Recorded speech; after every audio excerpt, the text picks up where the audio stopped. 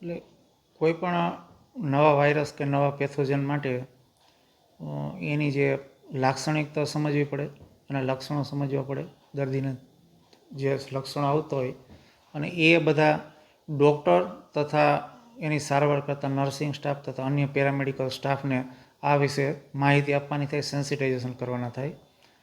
એના માટે ગઈકાલે જિલ્લા પંચાયત મોરબી ખાતે મોરબી જિલ્લાના તમામ પીએચસીના મેડિકલ ઓફિસરને આપણી અહીંની ટીમ દ્વારા એક ટ્રેનિંગ સેશન કરેલું.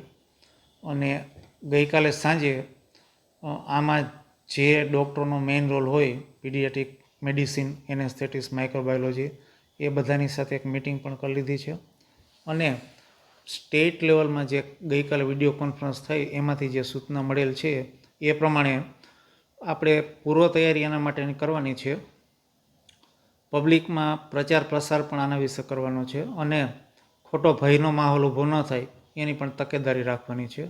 આપણી હોસ્પિટલ ખાતે અત્યારે આપણે પહેલા તબક્કામાં 8 અને બીજા તબક્કામાં 7 એવી રીતના 15 બેડ રેડી કરેલ છે. અને હોસ્પિટલ ખાતે એક રેપિડ રિસ્પોન્સ ટીમની પણ રચના કરેલ છે. એના માટે સારવાર માટે તમામ પ્રકારની જરૂરિયાત છે આપણે અવેલેબલ છે. એના માટે કોઈ સ્પેસિફિક એન્ટીવાયરલ ડ્રગ્સ અત્યારે કોઈ માર્કેટમાં અવેલેબલ નથી. અને અત્યારે એનું ટેસ્ટિંગ સિવિલ હોસ્પિટલ અમદાવાદ ખાતે કરવાનું થશે. આ લક્ષણો આના જે છે બિલકુલ કોમન કોલ્ડ એટલે કે ફ્લૂ વાયરસ હોય એના જે બધા એના સમાન લક્ષણો છે.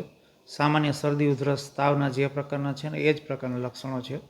એમાંથી જ કન્ડિશન કોઈને સસ્પેક્ટેડ લાગતા હોય તો જ આપણે એને ઓબ્ઝર્વેશન રાખવાના છે.